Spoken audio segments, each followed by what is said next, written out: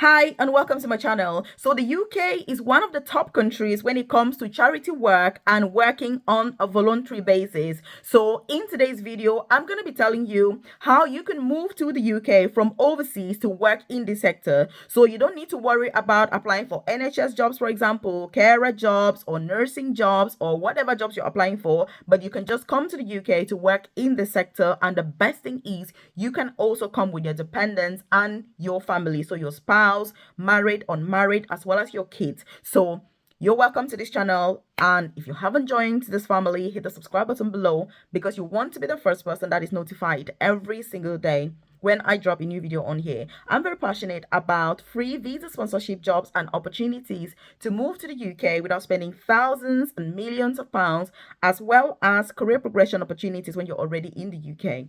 Now you're in this country, what else can you do? That's what I'm really interested in, because my ultimate aim is that all of us work less, we earn a lot more money, and get to retire early. Because when you're back home in your home country and you're thinking of coming to this country, you're not coming here to be at the bottom of the pile. You're coming here so that your life can improve and you can live a happy and successful life. That's why I'm here. So if you are watching this and you're thinking, Melvis, I need support with applying for these jobs, going through my interview, what can I apply for? I'm running around like a headless chicken. I've got no idea where to get started.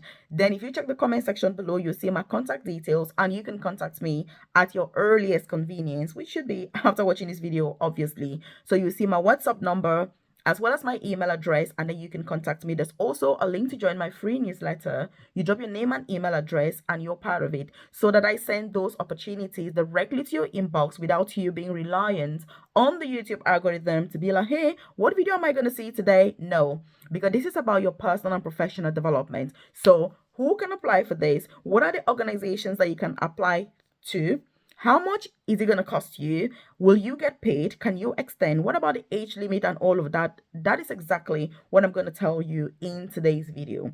And let me tell you something, all that glitters isn't gold. I always say if you're wanting to move to the UK, you need to do enough fact finding. Obviously, this information that I'm sharing is friendly, sisterly advice. It's your duty to make sure that if you need further information, you're going to the UK government website and you're ensuring that a particular visa type or job is suitable for your specific circumstances. Because even though the UK has so many types of visas, they're not all suitable for every single person. So you need to be careful when you're watching fancy YouTube videos about different pathways, and make sure that you are digging deep and digging further. So drop a comment in the comment section below and tell me, where on earth are you watching this video from? Which country are you there at the moment? So drop that in the comment section so that I know and I can provide information that is more tailored and suited to your specific circumstances. So what's the first thing to know about this visa? The first thing is that this visa has an age restriction. So for you to apply as the main applicant, you've got to be at least 18 years old. So if you're 16, for example, or 17, you can only come as a dependent, through your parents. You cannot come as the main applicant because there's the age limit, the lower age limit of 18. In terms of the upper age limit, there isn't any, which means if you're 20, you're 30, you're 40, you're 50, you're 60, it doesn't matter. You can apply for this visa. So that's the age thing cleared, because I know that there are some people that are very stressed about age and they're going to be like, hey, Melvis, with this age thing, I'm already 54. Can I apply? Of course you can. So please drop a comment in the comment section below and say my age will not pull me back, because many people are obsessed with this age thing and there is no restriction for this. So you can go forward as long as it's appropriate and suitable for you. The next thing is, do you need to be employed or unemployed? Do you need any qualifications, any experiences for you to apply for this?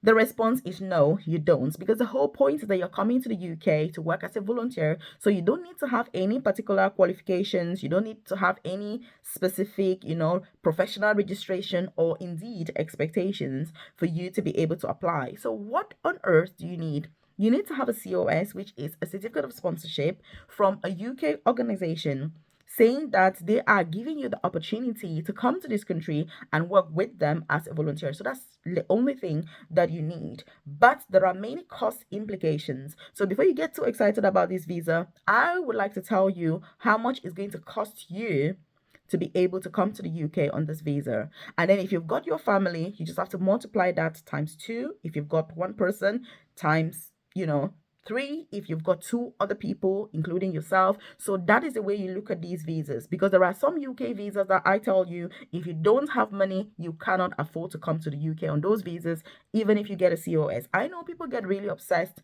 about, I need a COS, I need a job, but you need to understand the cost implications. And I've done extensively detailed videos on this channel about different visas. The cheapest visa to have to move in the UK, and it only costs £298, including dependents as well. But there are some visas that cost thousands. So when you're considering, you need to think about your financial circumstances, because some of them are pretty expensive. So drop a comment in the comment section below and say, Melvis, I will implement this, because implementation is absolutely key. And if you're not aware as well, I do have a one-to-one private career coaching program that I've had for the last 5 years, where I offer one-to-one tailored guidance with applying for these opportunities, UK jobs, carer jobs. You want to get into nursing where you're paid to work and study at the same time, moving to the UK with your family, so you're not spending thousands of pounds, worse still, millions, and coming to this country without a job, as well as switching from within the UK. But most importantly, what I'm truly and utterly passionate about is career progression. Now you're in the UK, what's going to happen to you? Is this the end of you broke and wondering whether it was worth coming to this country? I'm all about working less, earning more money, and retiring early. And I tell you, it works. Don't sit there and feel like you need to be skimping and you need to be absolutely broke for life to be okay. It isn't okay. We were not born to be stressed. I tell you that. So if you want to know more about my private coaching program and you're part of the top 1%, because it's not for everybody, obviously, if you check the description box below or the about section of this channel, you see more information about it. And then if you're like, Melvis, but I need to talk to you, girl, what is in this for me? Check the comment section below and you will see my contact details, and you can contact me at your earliest convenience so that we can talk and see whether it is appropriate for you. Like I say, it's only for less than 1% of people here, because I know that majority of people here are just watching video after video after video, complaining, moaning, and they will not really implement and pursue the things that they want to achieve. But I'm not talking to you if you're that person. But if you're watching my videos, I know that you're going to be part of the top 1%, isn't it? So drop a comment in the comment section and say, Melvis, I am part of the top 1%, because there is power in the word. So how much does this visa actually cost? In terms of the actual visa fee, it is £298 per person, which means if you're traveling alone, you're going to pay £298. If you've got your hubby, wife, and 1 child, for example, you're going to pay that for 3 people. If you've got 5 people traveling with you, you're going to pay £298 for all 5 of you. So 5 person, so £298 each. So you have to multiply that by the number of people you have. So I'd like you to drop a comment in the comment section below and say, Melvis, £298. But that's not all, because you're also going to have to pay the healthcare surcharge. So the UK doesn't exempt you from paying the healthcare surcharge. So if you're coming to the UK on a charity worker visa, you do need to pay, and currently it is £1,035 per person per year, which means if you're applying for this charity worker visa, if it's 1 year, you're going to pay £1,035 per person per year.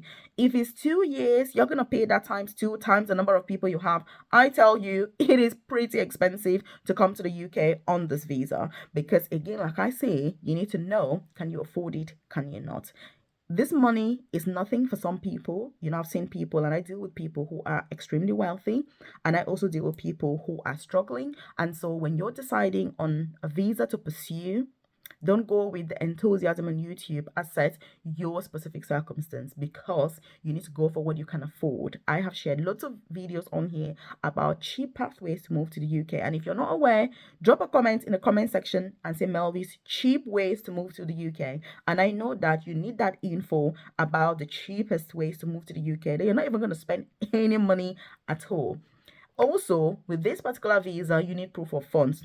So proof of funds is not exempted. And let me tell you, proof of funds for this visa is you're going to need £1,270 per person, and you must have this money you must have had this money in your bank account for at least 28 days before the day that you're applying for the UK visa. Ideally, you want to have it for at least 31 days, which means that if you're applying for the visa next month, for example, you've got to make sure that you already have the money in your account for at least 31 days, ideally. Legally, the Home Office says 28 days, but to just be on the safe side, you want to make sure that it's at least 31 days.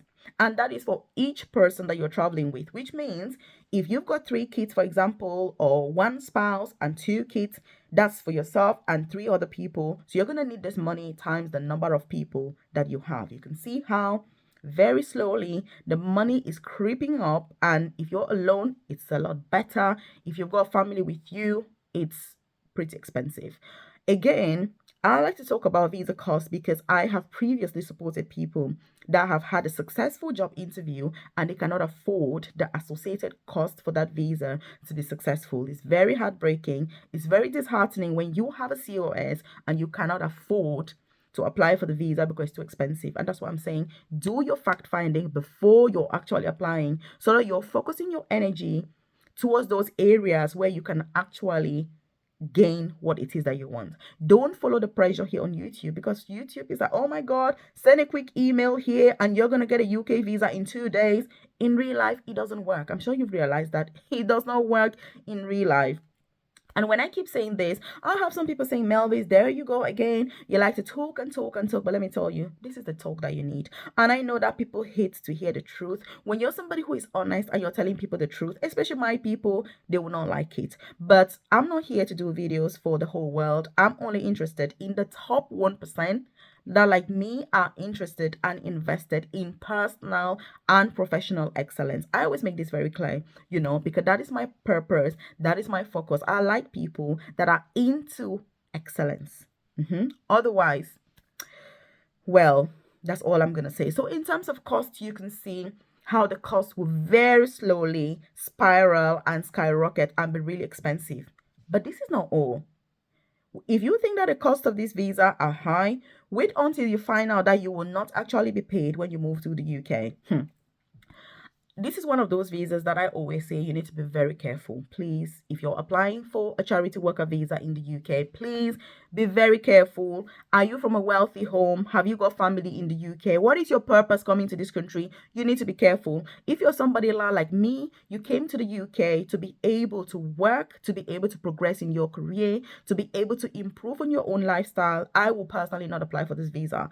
I'm somebody that I'm very open about my own ideas, and I'm sharing with you what I would do. I would not apply for this visa if I was in that position. I would apply for a carer job. I would apply for a job with the NHS as a carer for my family. I would apply for clinical jobs, non-clinical jobs. I would apply for, there are loads of jobs that you're going to spend less than £500. If not, you're even going to spend nothing and come to the UK on a permanent visa. So with this charity worker visa, you will not be paid. Legally, you're not allowed to be paid on this visa. You're allowed to work an extra 20 hours unpaid. Yes, you're not allowed to be paid on the visa. So again, it's up to you. What do you think about this visa? It's unpaid. Would you come to the UK and work unpaid? What is the purpose of your visit?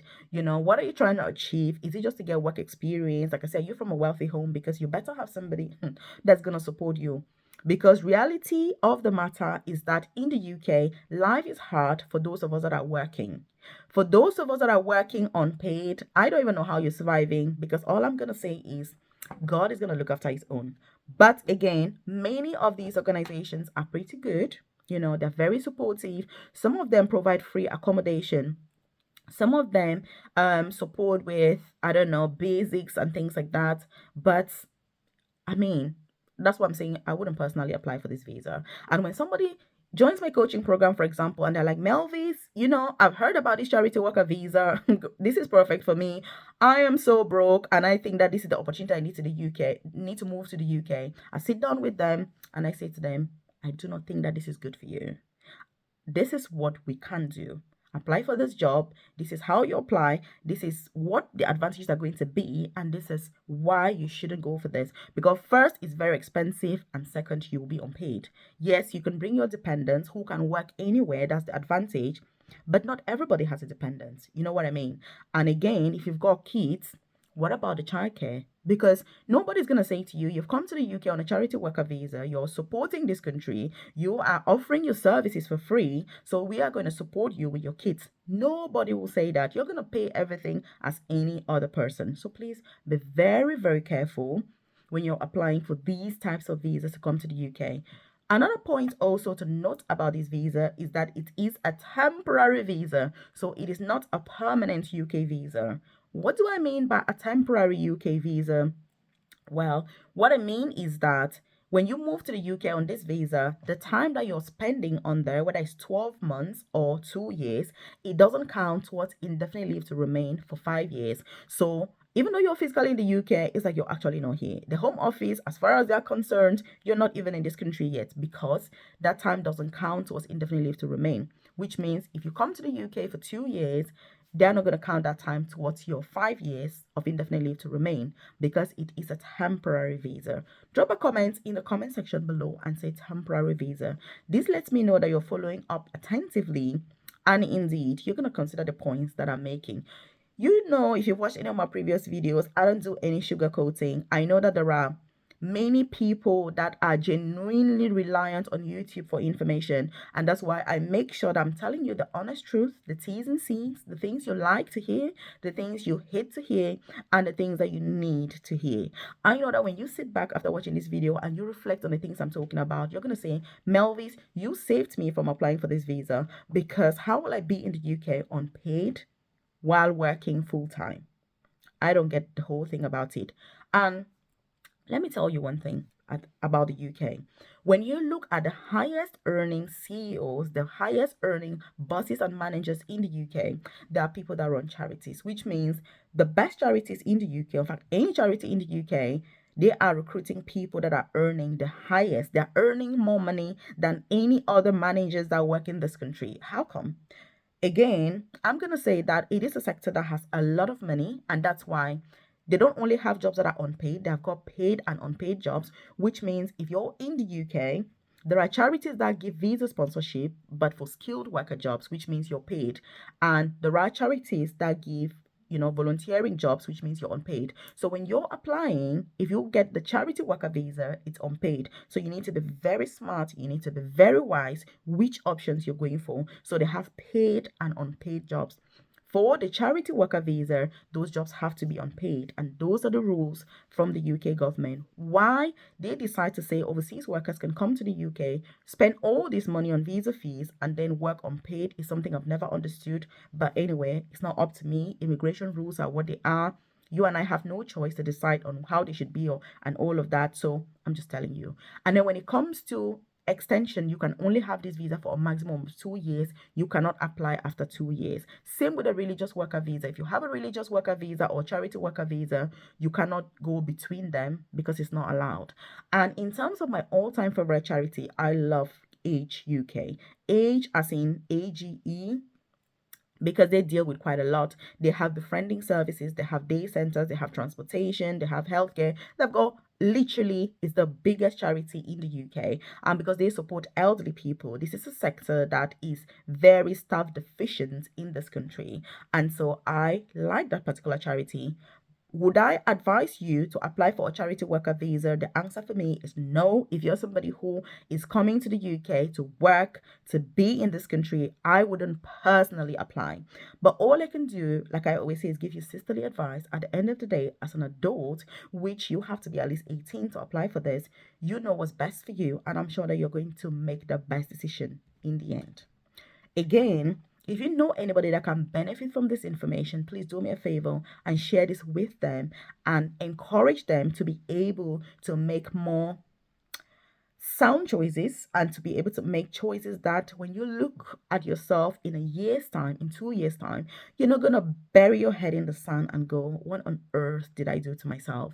Because there are lots of opportunities, but you just need a lot of patience. You need a lot of perseverance. You need the right guidance in order for you to be successful.